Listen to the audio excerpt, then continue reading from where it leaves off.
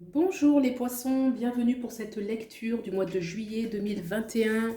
On regarde tout de suite au centre vos énergies, vos ressentis, vos aspirations, ce que vous souhaitez concrétiser ou concrétiser actuellement, vos doutes, vos forces aussi, le 4 de bâton, le magicien, super, les amoureux, ok. Donc, on voit avec ce 4 de bâton qui est au centre, même s'il y a deux grosses arcades majeures autour, mais au centre, il y a un besoin de monter. Vous voyez, les oiseaux, ils vont monter haut dans les cimes, ils vont monter haut dans les arbres, et ils vont bâtir leur nid en sécurité. Ils sont très organisés, les oiseaux, hein. Ils collaborent beaucoup entre eux en vue justement de construire leur nid, accueillir leurs petits. Avec le 4, on nous parle de stabilité. Donc, il y a quelque chose, des aspirations, une certaine exigence. On va aller voir haut. On a envie de se libérer. Avec ce magicien à côté, il y a vraiment une impulsion. Le magicien, c'est celui qui crée, c'est celui qui croit, c'est celui qui sent, c'est celui qui ressent.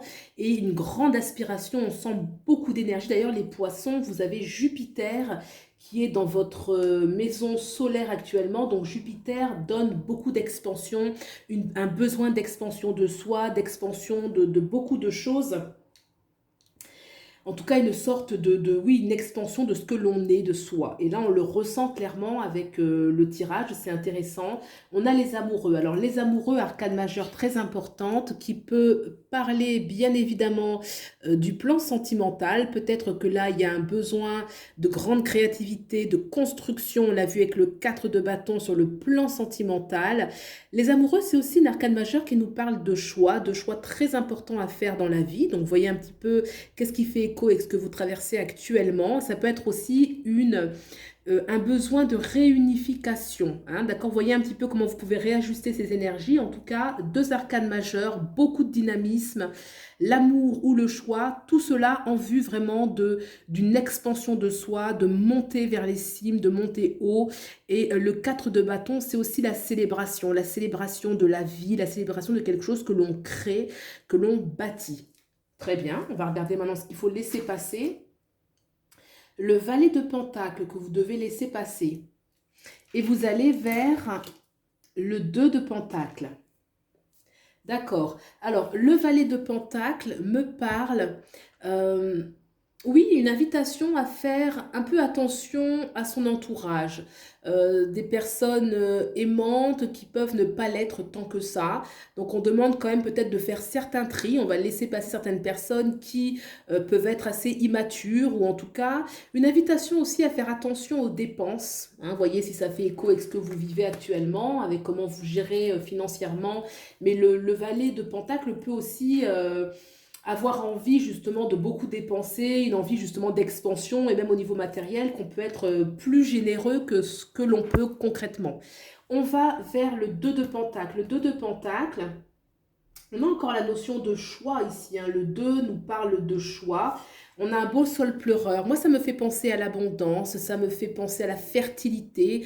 Le sol pleureur, c'est un arbre qui a cette symbolique. Il y a l'eau justement qui est à côté. Donc, pour moi, il y a de la fertilité, il y a de l'abondance. Vous allez vers quelque chose d'abondant. Mais il y a le 2. Le 2 de pentacle peut indiquer deux directions, deux choix qui semble bon d'ailleurs. Hein. Je ne vois pas de dualité particulière. C'est à vous de voir un petit peu qu'est-ce que vous vivez, mais vous pouvez être amené à faire des choix importants. On a ce 6, ben, l'arcane majeur, les amoureux. Alors qu'est-ce qu'on peut nous dire de plus sur là? On a l'ermite. L'ermite, effectivement, c'est une arcane de sagesse, ce vers quoi on va. Il peut y avoir un choix, effectivement, entre l'abondance relationnelle ou l'abondance.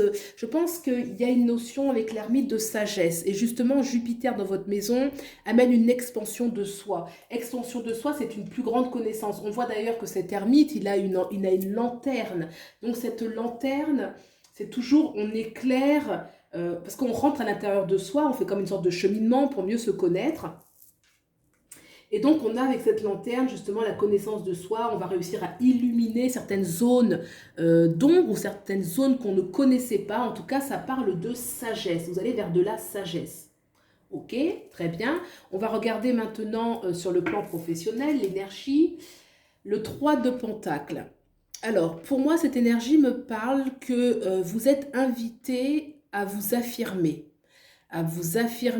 à vous peut-être vous confronter, à défendre votre point de vue, à vous battre aussi. Peut-être que vous pouvez rencontrer des personnes qui sont assez hostiles, qui peuvent vous faire peur. Mais en tout cas, vous avez la force. Vous avez la force. La vie nous donne des épreuves, mais qui correspondent aussi à ce qu'on est capable de faire. Pour cela, des fois, il faut aller puiser à l'intérieur de soi pour retrouver, se réaligner, se reconnecter avec certaines forces. Pour moi, il y a du challenge. Je vois des énergies de challenge où vous devez quand même faire preuve de confrontation, d'audace, de ne pas avoir peur, d'y aller, de foncer. Vous avez le magicien qui peut vous donner aussi un regain d'énergie, de confiance, de foi en vous-même.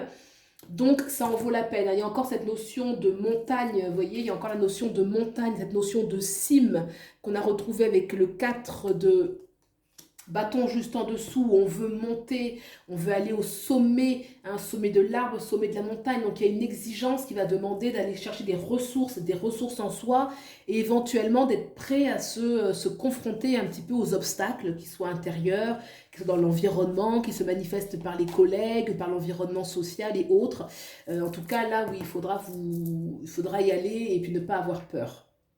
Sur le plan sentimental, le 6 d'épée. Ah, le 6 d'épée me parle de envie de son envol, envie de bouger, envie de quelque chose de nouveau, de prendre le large. On a une envie de prendre le large. Soit dans une relation actuelle, vous vous déplacez ensemble parce que vous avez besoin de changer de lieu. Soit vous avez besoin d'avoir un peu de recul avec la relation actuelle et de vous évader un petit peu. Soit vous êtes célibataire et pareil, vous avez envie de changement. En tout cas, il y a une énergie d'envie d'envol, de changement.